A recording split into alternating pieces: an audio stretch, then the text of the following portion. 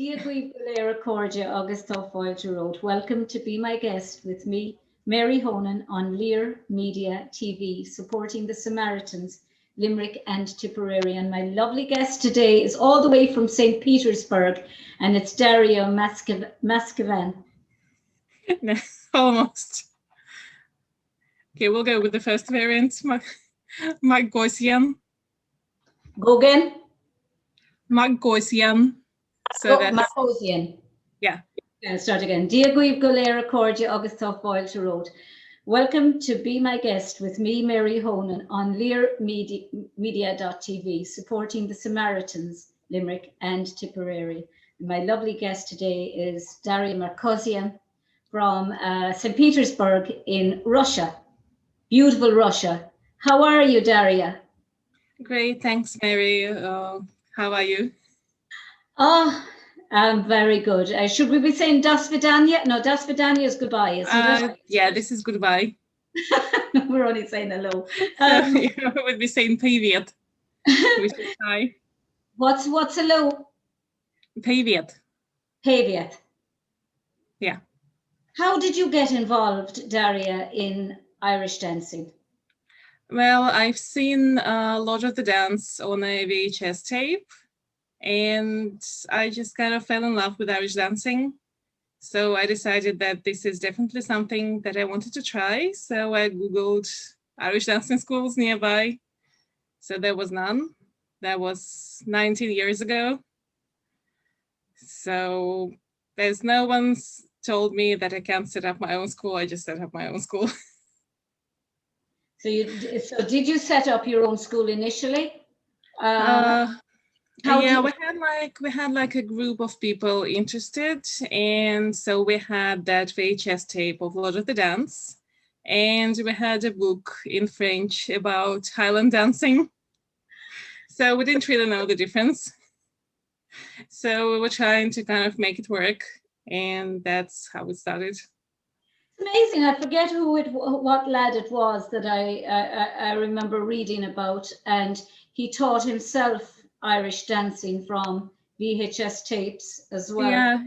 Ended up in Riverdance. I'm trying to think of the lad, but he ended up many years later in Riverdance performing. He actually performed in his own city when Riverdance visited his city. Can't think of his name now again, but that's how he taught himself, was through VHS tapes. I think Michael Piotrowski from Poland. That's it, Michael Piotrowski. Yeah, I just thought that was an amazing story of resilience. Yeah, that's how it all started. And that's how it all started with you. But it was a long journey. At what stage did you decide to actually go to a proper dancing school? When I say proper, somebody who actually taught Irish dancing, like John Carey. You became involved, you associated with John. How did you come to know, say, that to get involved in the world of Irish dancing beyond St. Petersburg and beyond your little group? Well, I lived in Ufa at the time. That was Central Russia. And in 2005, I went to New Jersey in States for a college year. So I Googled Irish dance in New Jersey. And I got into, basically no one wanted to take me into their school because I was too old at the time. Isn't that awful? I think that's awful. Yeah. I think it's. I think people. We were only talking about it the other day with Cormac O'Shea. I think people are forced into retiring from dancing much too young, and I think the shows have actually allowed people to dance long after their competition. But there's no reason why a 20-something person or even a 30-something person couldn't compete if they had the competitions to compete like they do in Europe. Yeah, true. You know, I mean, it must have been disheartening for you, was it, when you... Well, I was very lucky because I called, there was a huge list of schools in New Jersey. So I started calling them in alphabetical order. And there was a lovely guy who told me that I probably wouldn't be able to find a beginner's class that was 19, and most beginners would be like, 4 years old, 5 years old. And then he suggested I go to a festival where Peter Smith dancers were performing and meet Peter. So he was kind enough to take me into the school. I danced for Peter Smith for a year in Jimmy Field's class. So then I got back, and I remember I was so shocked when I saw fesh dancing, like proper dancing, not show dancing. I thought it was just so much better. Yeah, huge difference, absolutely. Huge difference. And I've been with Commission ever since. But it didn't put you off when you saw the massive difference between show and competition. It actually made you more determined to learn. But I'm interested, Darya, how somebody, say, from Russia or any country that isn't immersed, I suppose, in Irish dancing, who isn't seeing it all the time on TV, and just suddenly started seeing it post Riverdance, and that how you actually embraced it, and how people in Russia started to embrace it. And I mean, I've seen the dancers that are coming out of your schools and coming out of Russia, and they're beautiful, and the attention to detail and the basics are lovely. And the standard has taken a huge leap in a relatively short time. Is there something in the Russian people's psyche for hard work and for striving for perfection? Yeah, I'd say it's a very Russian and European thing, especially Southern European and Asian. As if we get something in our heads, then we just start working until we get it. Yeah, I think I must have been Russian or Southern because I'm pretty stubborn. Once you get something and you can't let it go until you achieve it. So did you compete at all? I did, yeah. So I did actually one fesh in States, and then I went back to Russia. That was 2006, and then we didn't have any feshes at all until 2008, when a Moscow school organized a fesh, a very small fesh at the time. So we had like one fesh a year until about 2011, when we had 3 feshes a year. So, and we had gradually building it. So I guess it just sounds so strange. 3 feshes a year in the whole country. It was, because in Munster, where I live, there's a fesh every single weekend. Well, there was before lockdown, a fesh every weekend, and I ran one. If COVID hadn't happened, I think my fesh would have been 15, 16, 17. This would have been the 19th year of my fesh, and of running it. And it's just, you become you run a fesh, do you? I ran 4. 4, yeah. In different parts of Russia. Did you? We're just all so spread out. Yeah. Like, my school is so spread out. We have 15 locations, about 10,000 kilometers between, the furthest 2. So it's like moving to 2 different countries. Yeah. So would you have to get on a flight to get from one place to another, or could you travel by car? Well, that depends. That really depends on the distance. Because when I lived in Central Russia, I used to drive to workshops and feshes. It was like maybe 500 to 700 kilometers, which is not too far. And now, like last month, I went to our school in the Far East Russia. So I spent 10 hours in the air on a plane. One plane from St. Petersburg to Moscow, which is 1 hour, and then 8.5 hours from Moscow to Khabarovsk. I believe it's an exquisite country. Just to get to a weekend workshop. You probably take Russia for granted because you were born there and you know it, but from photographs and from people who I know have actually been to Russia, and particularly St. Petersburg.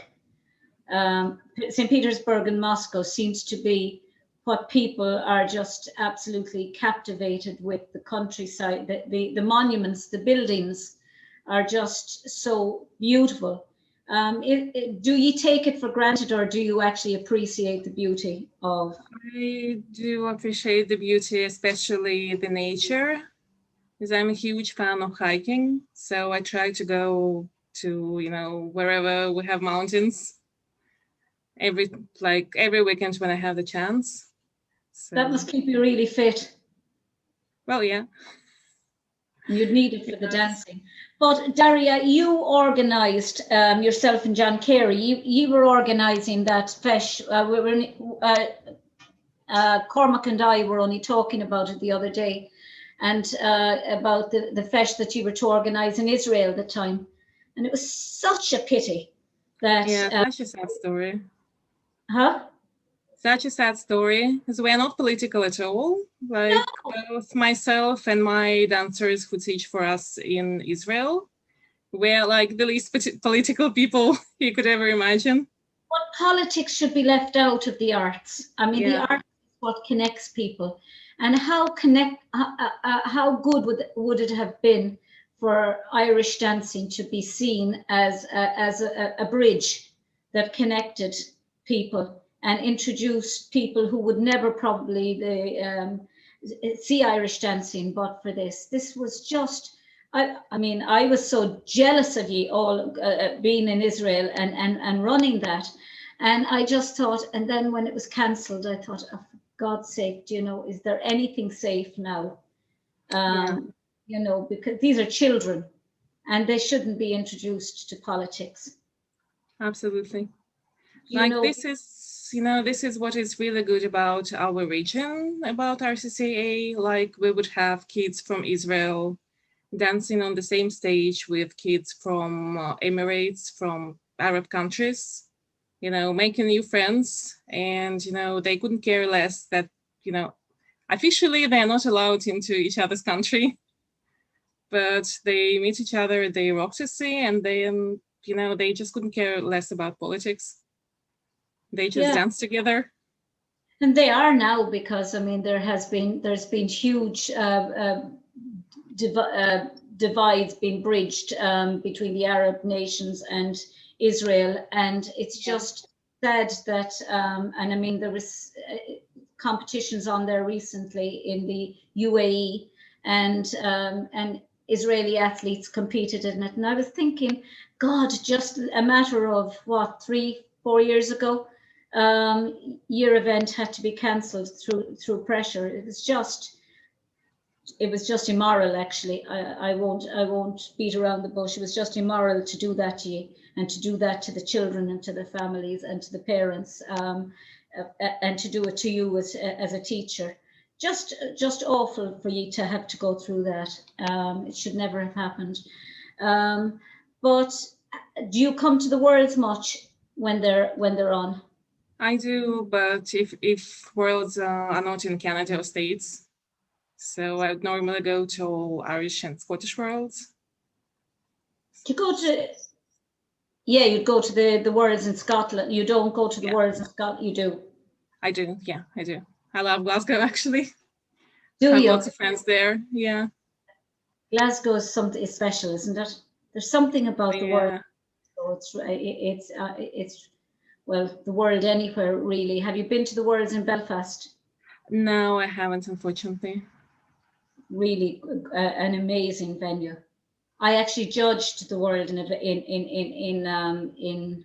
Belfast, but I was on the part-time panel. My name was pulled out of a hat 4 days in a row because they did it that way for the first year. But how big is your school now, Darya? It's so we've lost quite a few people due to COVID. So it's about 350, 400. Oh my God. Well, it spreads between 15 locations. So even it's so, not that much. Oh, but even so, I mean, Here in Ireland, I mean, the classes would never be even remotely as big as that because we've got so many teachers. I mean, here in Limerick, there's so many teachers alone in Limerick, let alone moving to Cork or Dublin, or, you know, there's so much of a choice. That's fantastic. That must be fantastic. Have you ever regretted, say, getting involved in Irish dancing? Did you ever No, think to yourself, why no. didn't I go down the road of and be an accountant? Well, I actually I had a day job as well, so there is nothing to regret about. Well, I do regret that I couldn't start when I was younger, Yeah. because I'd love to start when I was, 4 years old and dance for John all this time, but, too You, late for that. how did you get to collaborate with John? I think first I've seen him when he was performing with Darya Lennon at American Nationals. And then I've seen some videos on YouTube of him and of his dancers performing at the parades after Fascists. And then we were thinking that, we should really try working with someone who is really into competitive dancing. So I just wrote an Show. email and sent him an email. And then I think we spent about a year, emailing each other back and forth, discussing on the little details. Yeah, I think about a year. Well, less than a year, maybe 8 months. And then we transferred 9 years ago. So next year we'll be celebrating our 10 years anniversary as Carey Academy. And last 9 years were absolutely amazing because John is a fantastic teacher, fantastic dancer, fantastic person. He's a great guy, isn't he? Yeah, he's amazing. Very down, very. He always seems to be happy, John. Yeah, and then he's like 200% into everything he's doing. So, well, we had like maybe 4 or 5 workshops every year with him before COVID. And I went to every single workshop, of course. And every time I've learned something as a teacher, like each and every time. So And at what age did you decide to actually go down the route of becoming a teacher on commission? I think when I started dancing with the commission school. So when I found out about all the system, so how it works, asked loads of questions. And then I just went to Russia and joined the only school that we had at the time. So that was Therese Rooney from Scaries. And well, that was that. And you Took me a few years to get ready for the exam. So.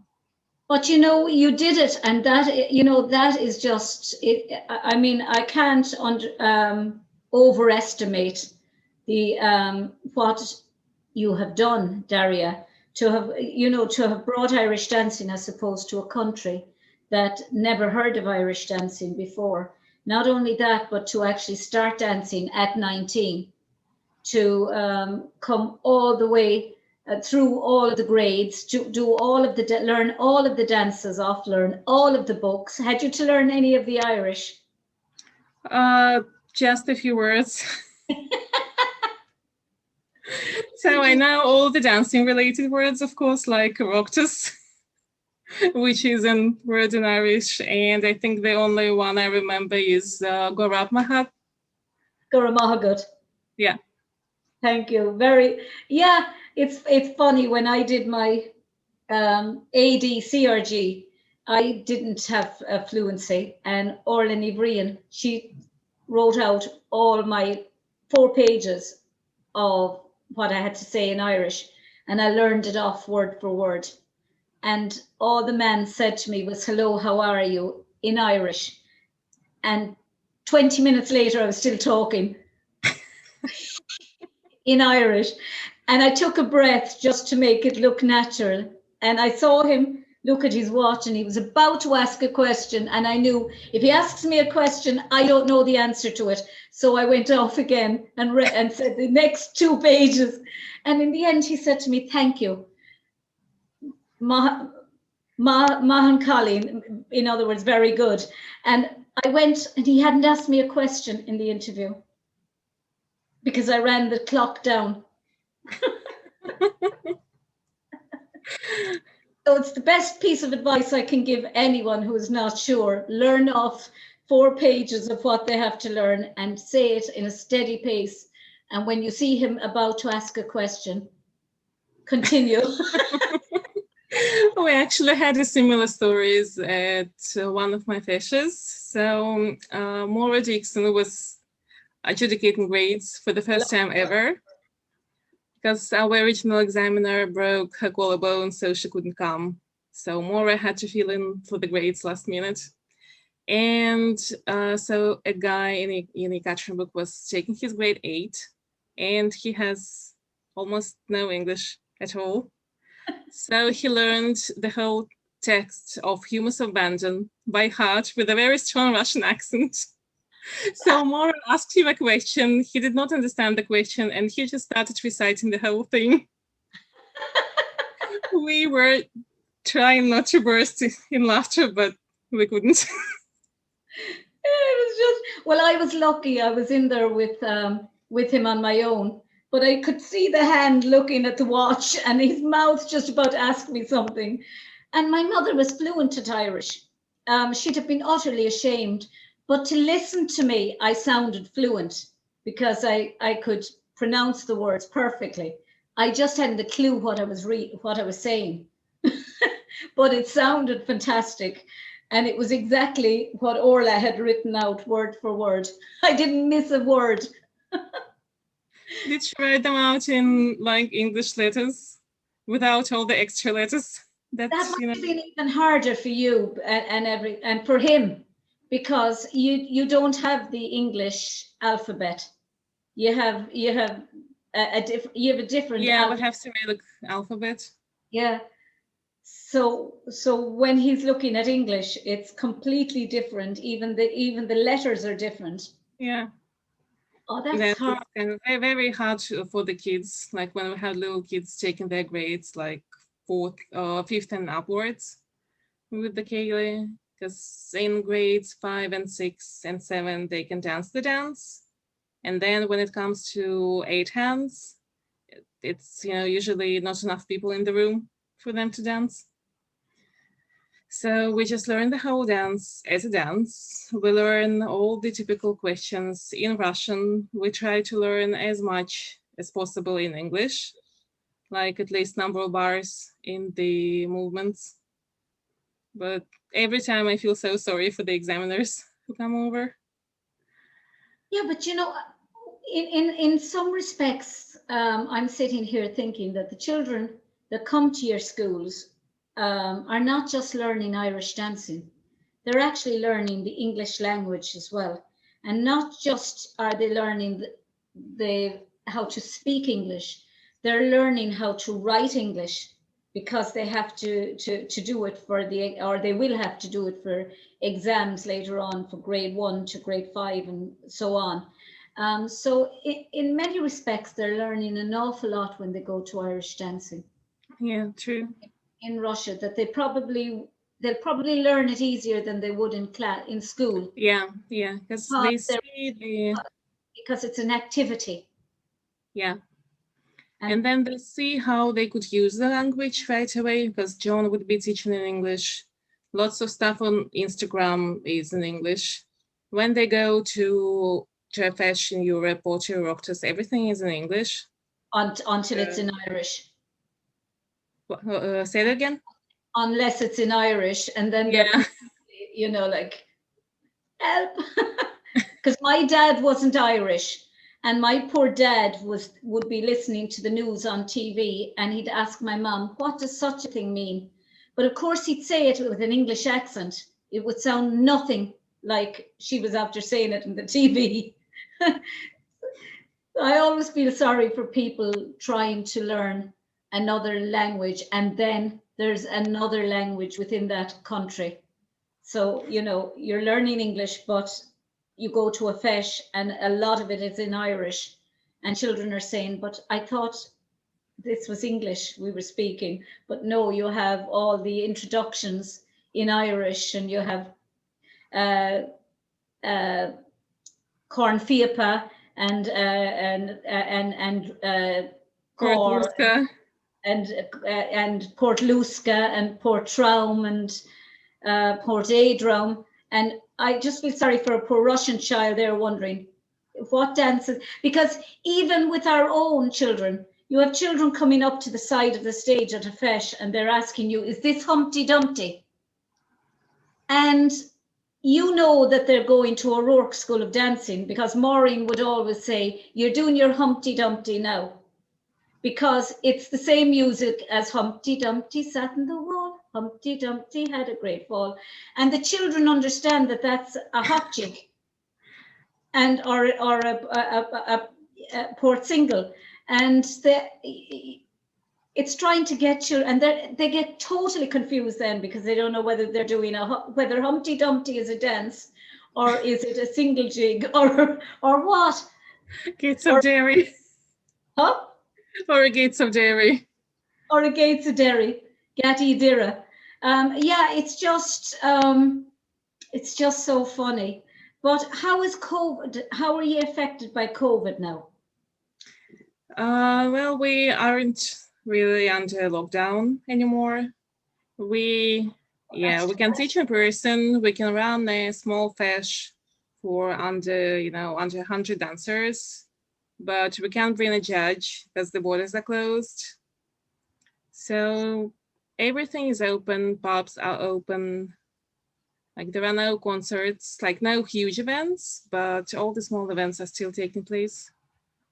We can travel within Russia without any restrictions. Darya, you know we're in level 5 here. Yeah. We can't even go past 5 kilometers. You can't have mass, you can't have, people can't go to any religious service. You can only have, at the moment, I think it's 10 people at a funeral. No shops are open, no hair salons, nothing. And yet they have the flights coming in and out. With or without people on the flights. With loads unchecked, getting off the flights and told go home and quarantine, but the rest of the country is in lockdown. They should have done what Russia has done and what New Zealand has done: close all the airports and let everyone then move around freely within Ireland, those that are in Ireland. But they didn't do that. Well, we had a really strict lockdown last year up until July, I think. So you couldn't even fly between Russian cities unless you had a really valid reason to do so. And we've started vaccination process in December, I think. So loads of people are now vaccinated as well. And well, we have to wear masks everywhere we go. Unless you are, yeah, we have to wear masks. I don't really see the, use of them, but I still wear one myself. Yeah, I just don't see my attitude is, if you want to wear one, Darya, that's absolutely perfect. And if I don't feel that if someone thinks that wearing a mask keeps them safe, that's good. If they feel happy, they're safe. But they shouldn't criticize other people who don't want to. Yeah, true. Because if the mask is making you safe, you shouldn't worry about him not wearing a mask, or her not wearing a mask. I just have a problem with people, neighbors turning against neighbors, friends against friends, family members against each other, and all this name and shame somebody because they choose not to wear a mask. You have no idea why someone can't wear a mask, whether it's claustrophobia, whether they get panic attacks if they wear something over their face. Nobody knows what's going on in somebody's head that they can't or won't wear a mask. But if someone feels safe with one on, by all means wear it. But I just think that people should be free to actually make up their own decisions and things like that. Yeah. But were you doing any of the shows online, or were you doing any of the teaching online? I tried to teach online when, the whole COVID thing just started. So I lost it for about maybe 3 weeks because it wasn't possible to make it work with my day job. So I could only teach in the evenings, and then the neighbors weren't happy because my dancers live in apartments and the neighbors, downstairs aren't happy, listening to hornpipes and set dances. So I just kind of told my kids to, spend 2 months working on their fitness, checked on them every now and then, just gave them a little vacation. That's the most difficult thing, I suppose, about living in an apartment. Is it's bad enough and hard enough if you have neighbors next door to you who are complaining about noise and that. But if someone is directly under you and they're constantly listening to you dancing, and Yeah. I don't know about you, Darya, but when I'm inside in a class and somebody comes in and they say, "Oh my God, how do you take this noise?" I don't hear it. You can carry on a conversation, or you can be talking to a child here, and there could be 14 children over there banging away, banging out a hornpipe, and you can still have a conversation. You can tune out because we're so used to listening to noise. I get really upset and annoyed when it's off time. Yeah. That's my pet hate. That's my absolute. Cormac and I were only talking about it. Cormac said to me, imagine, he said, I'm playing at a feis and this lovely child comes over and starts and spends what seems like an eternity beside me dancing, all out of time. And I'm trying, he said, to stay in time with the music. So he said, I'm there and I'm trying to bend down and not look at this child, because if I look at her, I won't know how to stay in time with the music. And I'm saying, but what about the child that comes out and she looks absolutely fabulous?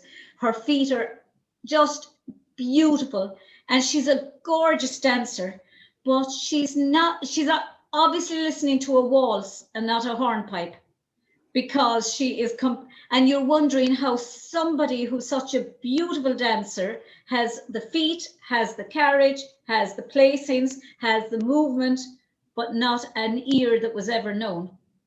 And you're thinking, what do? You're just there and you're thinking, Jesus, she's high up in my marks for feet, carriage, placings, movement, but I have to bring her way down, probably down near the end, because her timing is all out. And then you have parents probably at the back thinking, she was beautiful, and she was, but she just wasn't in time with the music. Yeah, do you find that? I have a dancer like that in my class. She is absolutely amazing. And she's the kind of dancer that anyone would love to teach, because she loves Irish dancing. She's the hardest worker ever. She has absolutely beautiful feet, beautiful carriage. She's very fit, but she just can't hear, she just can't feel the music at all. So we spend, hours trying to fit every beat into, at least okay place for that in the music. Do you know, it's funny. I have a cousin whose daughter is profoundly deaf, and Tara went to a friend of mine to dancing, and she was the most beautiful dancer, and she was never out of time with the music, but she couldn't hear the music at all because she had no hearing, but she felt it with her feet. And as long as she could dance with her friend, and her friend was in the same eye line as her, on stage, she could stay perfectly in time with the music, but she could feel it, the vibration of the accordion or the violin on the floor. And I'm just wondering with your girl, if you took her shoes off and when you're playing the music, if you got her to try and feel the beat on the floor. We've clapped and we've sang all the steps and we've clapped again. And it took her about, I think, took us about 4 years until she was kind of looking okay on stage. So now she's normally top 3, like second or third at every fesh, but I think I got some gray hair. But you know, she could be first if the timing was. Well, she would be first because she's like, she's absolutely beautiful dancer, amazing feet, amazing ankles, but it's just the timing. That is so heartbreaking because sometimes as an adjudicator, you're there and you feel a migraine coming on because you're faced with this beautiful dancer who can't keep time, and you're faced with another child who there's a big gap between the two of them, but she's perfectly in time. And you know in your heart that this child is a better dancer, but this child has stayed perfectly in time throughout. And okay, her feet mightn't be as good and her carriage mightn't be as good, but her timing is perfect. And it's just it's an awful dilemma to be in. Do you know, you'd almost rather the child come out and make a mistake and walk off because you'd be able to say, well, grand, 0, because they've walked off.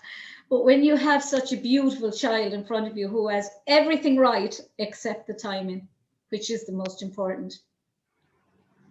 Yeah, and then as a teacher, you have this dancer in class, and then she goes up on stage and she gets stage nerves. And she dances like 50% of what she just did in class last week. Some children are very good in class, but the minute they go on stage, they look at their competition. And I did an article for the Irish Dancing magazine, and I was asked in it, what do I think is the worst thing that the children do when they go on stage? And I said, the worst thing that any child can do is to think that their competition is unbeatable.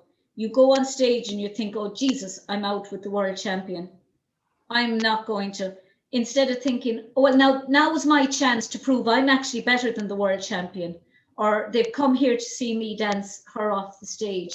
And we give too much credit to other people, and we lose confidence, and that's what can happen to some children when they go on stage. They can be fabulous in class, and then they go up on stage and they defeat themselves before they walk out. Other children then can be useless in class, they can hate practice, and then they're great performers on stage. Yeah, same here, absolutely the same. We just had a class fesh about a month ago, so that was the class fesh after a year of no feshes, of no performances at all, like whatsoever, no dancing in public. And I was nearly crying looking at my kids. So I never saw them dancing, that bad. Because they just went on stage and they saw people watching them, and that was horrendous. They panicked. Yeah. But they literally forgot how to perform. But it's just, that's one of the challenges of being in lockdown. Children have got, they're so listening all the time to the media telling them distance, distance, distance. And they've become, for so many months, they're just in this bubble of being on their own with their parents, maybe their brothers and sisters if they're lucky, or if they're an only child, just their parents, or whoever they're with. And then suddenly they go out and they're on a stage and faced with all these faces looking at them. And that's what it is to be on a stage and perform. And you're back to square one again. Yeah. So we did 2 online feshes. So we did the one that International Work Group run, the trial fesh, and then we did the RCCA online fesh, but it's just not the same thing at all. Because you dance in your own hall with literally no one except your teacher in the room or your parent. So it doesn't feel like, you don't feel the pressure of a normal fesh. You don't feel the excitement of a normal fesh. Nobody will realize until they're at, well, unless you're a performer and unless you're a dancer or a musician or a singer, nobody can ever understand the buzz someone can get from just walking out on stage, seeing the lights, not even being able to see the audience because the lights prevent you from even seeing anyone in the audience. But the buzz you get from a round of applause at the end.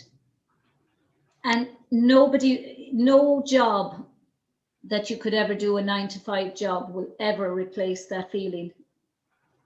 And for children to be deprived of it for so many months, especially when they're very young, and suddenly to be thrown back into it again and faced with this applause when they finished, it must be awful daunting. I think it's the worst thing that has happened to us in our lifetime.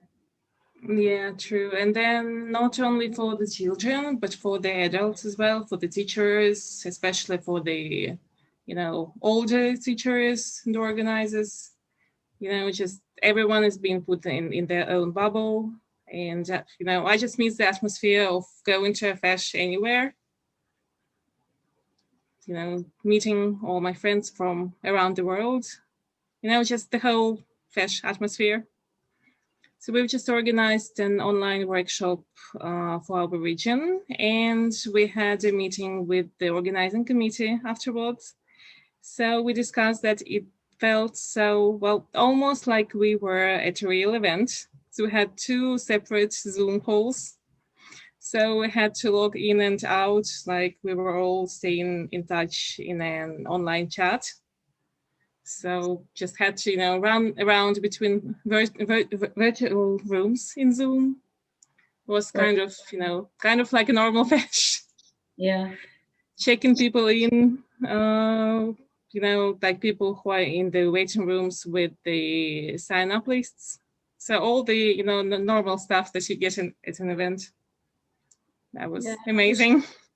I wish we were back. I mean, our so-called Prime Minister came out yesterday and said now that the 25 people can go to a funeral, and there might be some of the sports may be opening. Schools will be fully back by, I think it's the 10th of April. Nothing about shows, nothing about performances, nothing about Irish dancing or about dance schools being back, nothing about hair salons. Or you can go to the doctor, a hairdresser, a hairstylist can go to a doctor, but the doctor can't go to the hairstylist to get their hair done. Which makes no sense. No sense whatsoever. I mean, it's just, if you sat back and thought about it, you'd think you were living in a twilight zone. Yeah. But Darya, thank you very much for coming on here tonight. I know you were working hard all day and you're exhausted. Thank you for inviting me. That was a pleasure.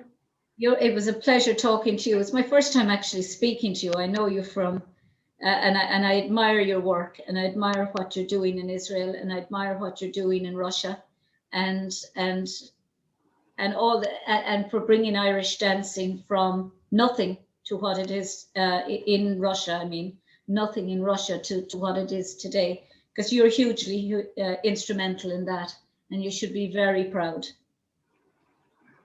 Oh, I am. Thank you. And Osvidania. Well done. Wish I knew how to say goodbye in Irish.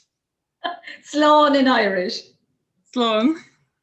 Sin deireadh leis an clár. That's the end of the show for today. Until the next time, Lacuna Day. Bhwalam tu galéir Chiacana, Sonis agus Grá. I wish you peace, happiness, and love. Agus Gadé Shiv Slán. Slán. Slán. ирландских танцев. Руководитель коллектива Мария Задько. Хореограф Дарья Маркосян.